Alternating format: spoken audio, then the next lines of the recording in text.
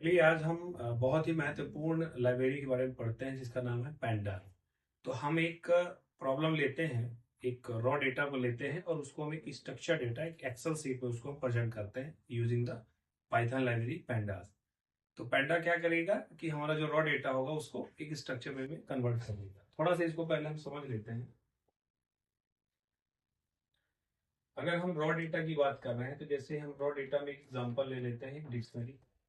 और जैसा कि आप जानते हैं डिक्शनरी में हम क्या कर सकते हैं, हम एज को एक हम की ले लेते हैं और एक एज हमने डिफाइन किया। हम नेम एज अ की ले लेते हैं और नेम को हमने डिफाइन कर दिया। आप ध्यान रखिएगा जब भी हम वेरिएबल का नाम लेंगे तो स्ट्रिंग अगर होगा वेरिएबल में तो डबल कोटेशन या सिंगल कोटेशन आपको कंपलसरी है लगाना। और अगर हमारा न्यूमेरिकल वैल्यू है तो विदाउट कोटेशन वैल्यू आएगी। एज हो गया, नेम हो गया और एक हम और ले लेते हैं एड्रेस। तो ये एड्रेस हम ले लेते हैं रिवर। तो अगर कोई सामान्य व्यक्ति इसको अगर देखता है तो क्या वो इसको समझ सकता है कि क्या लिखा हुआ है? शायद नहीं।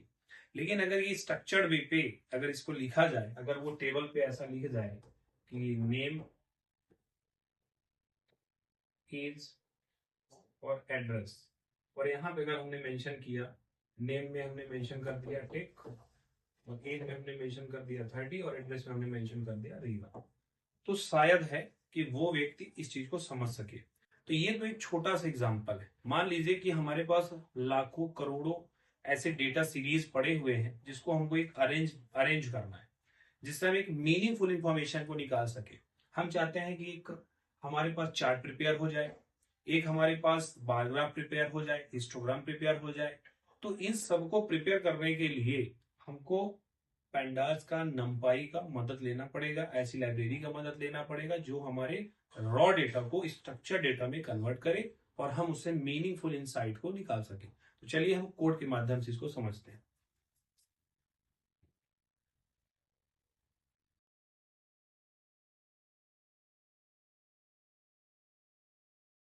तो हमको सबसे पहले दो लाइब्रेरीज को इंसर्ट कर लेना है, इंपोर्ट पैंडास एज पीडी। आप नॉर्मली इंपोर्ट पैंडास बस भी लिख सकते हैं, नंपाई बस भी लिख सकते हैं, पर एज अ पीडी हम इसलिए लिखते हैं कि हमारा थोड़ा सा कोड आसान हो सके। और कोड आसान हो जाएगा, कोड अगर हमारा आसान हो जाएगा, पीडी हो जाएगा पैंडास जगह पे और नंपाई जगह एनपी, तो हम इसको आसानी से कुछ कर सकेंगे।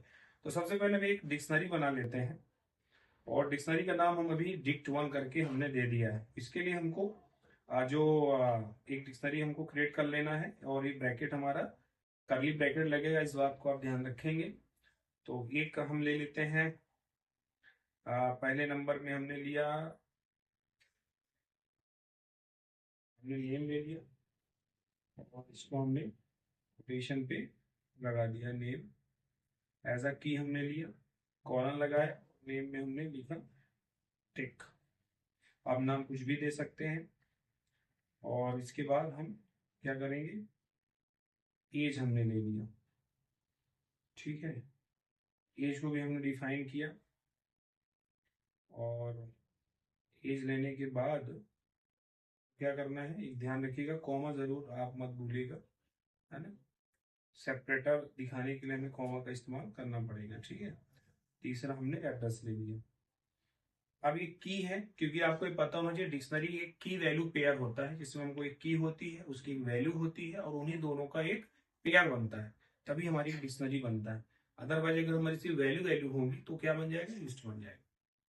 तो एक हम छोटा सा एग्जाम्पल हमारा तैयार हो गया है डिक्ट नाम पे, और हमने इसको एड्रेस हमने दिया है रीवा, ठीक है। अब हम क्या करेंगे, इसको रन करते हैं, शिफ्ट प्लस इंटर प्रेस करेंगे, ये हमारा कोड आगे एग्जीक्यूट हुआ है। अब अगर हम इसको प्रिंट भी करना चाहें तो